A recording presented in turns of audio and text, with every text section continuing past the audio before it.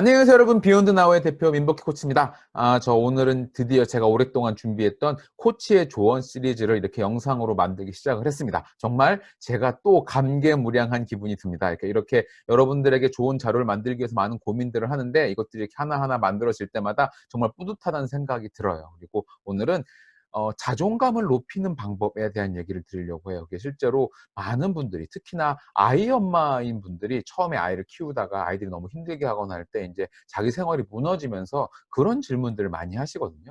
자존심 높이는 방법이 혹시 있을까요? 자존감을 높이는 방법이 있을까요? 혹시 그런 책이 있나요? 그래서 제가 이런 것에 대해서 어떻게 답을 드려야 되나 고민을 좀 하다가, 물론 머릿속에 몇 가지 책들이 있긴 해요. 뭐 자존감이라는 제목으로 검색을 해서 나오는 책들이 있고, 아니면 그 이외에 뭐 몇몇 그 좋은 자기계발 책들, 아니면 뭐 그런 에세이들, 이런 것들이 있긴 하지만 딱 이게 정말 좋겠다라는 책은 없는 것 같아요. 결국 그런 동기부여를 하는 책이거나 이 순간의 중요성을 강조하는 책들 중에 골라야 되는 건 맞는데, 그것보다는 개인적으로 코치의 경험을 통해 생각을 해보면 자신의 삶을 먼저 돌아다 봐야 된다고 생각을 하거든요. 그래서 책을 읽어도 그렇게 생각만큼 쉽게 답을 얻을 수 있는 문제도 아니고요. 무엇보다도 사람마다 상황이 모두 다른데 어떤 책이 딱 맞아떨어진다, 이렇게 말하기는 더더욱 어려운 문제입니다. 그리고 참고로 말씀을 드리면, 제가 이렇게 말씀드린 영상은 거의 대부분 제 블로그에 포스팅으로도 되어 있어요. 그리고 아마 팟빵에도 같은 요 영상에 대한 음원 파일이 올라가 있을 겁니다. 그래서 여러분들이 언제나 뭐 이동 중이라도 듣고 싶거나 아니면 영상을 보고 싶거나 아니면 포스팅을 통해서 보고 싶다면 아래의 링크들을 통해서 보시면 좋을 것 같아요. 자, 그럼 방금 말씀드린 대로 이렇게 자존감이 떨어져 있는 경우에는 그분의 상황을 파악을 해야 되거든요. 그러면 어떤 이유로 그분은 자존감을 높이고 싶어 하는지에 대한 그 이유를 먼저 알아야 돼요. 그래서 저한테 그 질문을 하셨던 분이 어떤 상황이었냐면, 꽤 오랫동안 회사 생활을 하셨는데 최근에 와서 굉장히 힘드시다는 얘기를 유독 하시더라고요. 그래서 그게 어떤 이유였나 본가 했더니 코로나 때문이었던 거예요. 코로나 바이러스에서 아이가 항상 집에 있고 그 아이를 항상 이렇게 자기가 돌보기도 하고 하는 게 너무 이제 버거워지고 힘드니까 자기 체력이 완전히 떨어져 나가고 그런 식의 문제가 있었던 거더라고요. 그러니까 이렇게 여러 가지 이유가 있을 수 있어요. 여러분들의 경우에도 뭐 하던 일이 그야말로 뭔가 진척이 안 되고 막혀 있다든지, 뭐 아니면 뭔가 힘든 일이 하나 발생을 해서 거기에 꽉 이렇게 묶여 있다든지 하는 일 수 있는데, 그런 것들을 이미 꼼꼼하게 살펴보고 그 다음에 접근을 해야 됩니다. 그래서 일단 오늘은 여러분들에게 가장 일반적인 얘기를 드리려고 해요.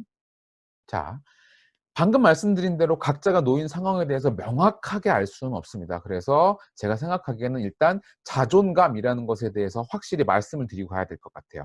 자존감이라고 하는 것은 스스로 품위를 지키고 자기를 존중하는 마음입니다. 자, 다시 한번 말씀드릴게요. 자존감이라고 하는 건 실제로 사전에서 스스로 품위를 지키고 자기를 존중하는 마음이라고 표현을 하고 있어요. 그리고 품위라는 것은 사람이 갖추어야 할 위엄이나 기품이다라고 말을 합니다. 자, 그러면 이걸 이렇게 풀어서 써보면 자기 스스로 자신이 갖추어야 할 위엄이나 기품을 지키고 자기 자신을 존중하는 마음이라고 표현을 하면 될 것 같아요.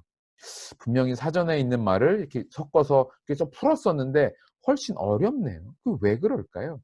그럼 어떤 부분이 어려울지 대해서 한 번 더 생각을 해보시죠. 제가 보기에는 자신이 갖춰야 될 위엄이나 기품이라는 쪽에서 조금 애매한 것 같아요. 내가 여기서 역으로 여러분께 한번 질문을 드릴게요. 여러분이 위엄 있고 기품 있는 사람이 되려면 어떤 것들이 필요할까요?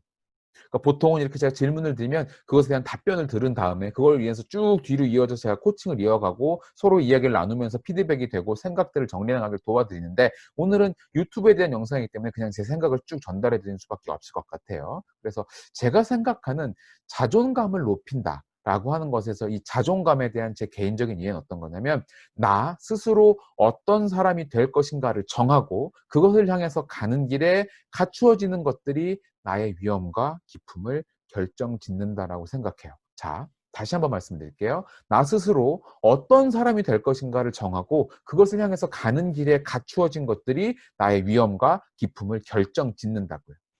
자, 그럼 방금 보신 얘기를 분명히 기억을 하시고 그 위에 다시 질문을 해드릴게요. 자존감을 높이려면 어떻게 해야 할까요?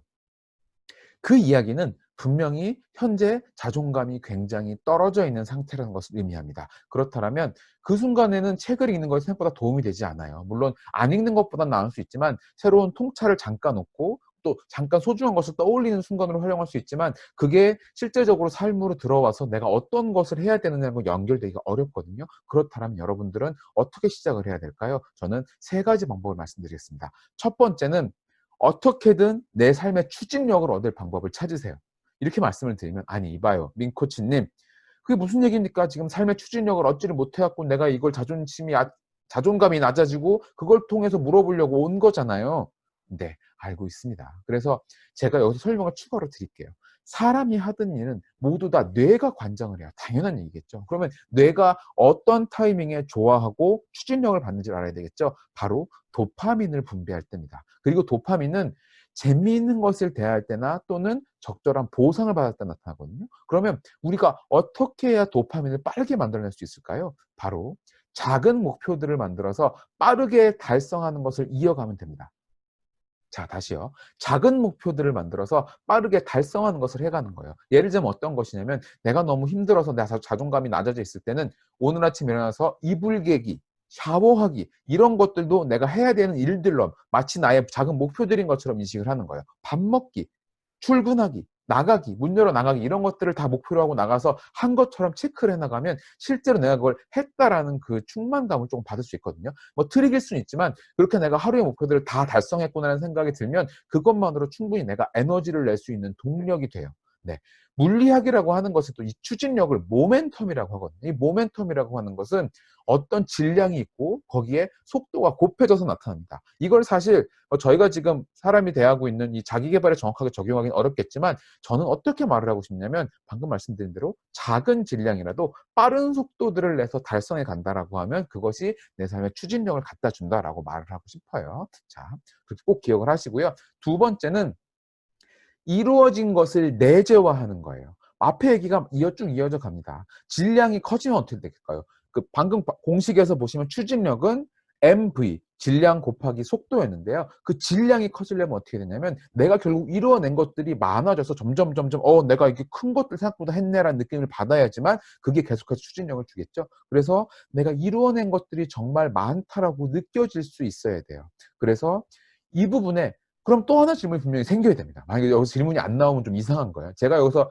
요 타이밍에 질문이 안 나왔다라면 너무 수동적으로 듣고 있다는 얘기입니다. 그러시지 마시고요. 좀 능동적으로 제 질문들에 생각을 하셨으면 해요.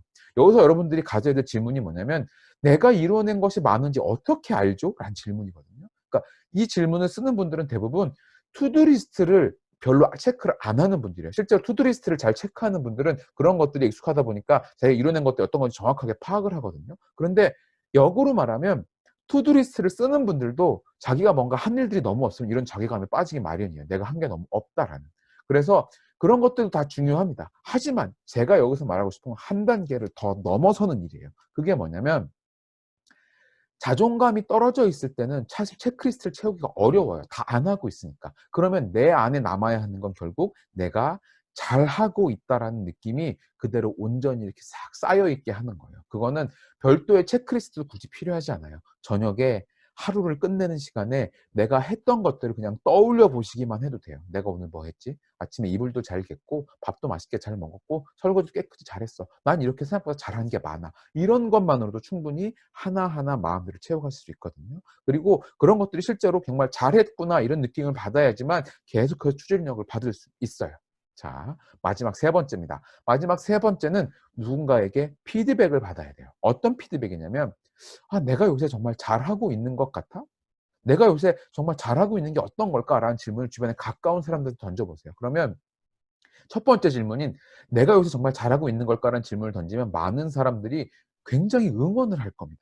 그리고 덕분에 내가 생각보다 잘하고 있구나 느낌도 받을 수 있고요. 이게 어떤 분들에게 특히나 도움이 되냐면 내가 완벽주의자다 하는 분들의 경우에는 이렇게 다른 사람들이 아니야 너 잘하고 있어라는 말을 해주면 그것으로 해서 충분히 마음이 돌아오는 경우가 많아요. 그래서 그걸 꼭 기억을 하시고요. 그런데 만약에 내가 정말 "잘하고 있어."라고 물었는데 많은 분들이 "아 너 요새 쪼끔 좀 이상하긴 해."라는 말을 한다면 정말로 한번 돌아봐야 되는 거죠. 이게 그냥 내가 자신감이 떨어지거나 자존감이 떨어진 게 아니라 뭔가 퍼포먼스 자체가 나빠졌구나. 그렇다면 그 현실을 직시하고 그 현실에서 내가 어떤 것들을 캐치해 가야 되는지 배우는 거죠. '아 이런 게 문제가 있었구나. 이런 것들이 문제가 있었구나.'라는 것을 계속 다른 사람들한테 물어보고 파악해서 공통으로 나타나는 요소들이 있다라면 그런 것들을 통해서 점점 이렇게 자기 자신에게 인식시켜 가는 게 중요할 것 같아요. 그래서 요런 것들을 계속할 수 있다라면 정말 큰 도움이 될 것 같습니다. 자, 그래서 제가 오늘 드리는 자존감을 높이는 방법에 대한 첫 번째 조언 세 가지는 쭉 말씀을 드렸습니다. 이것들을 다 조합을 해서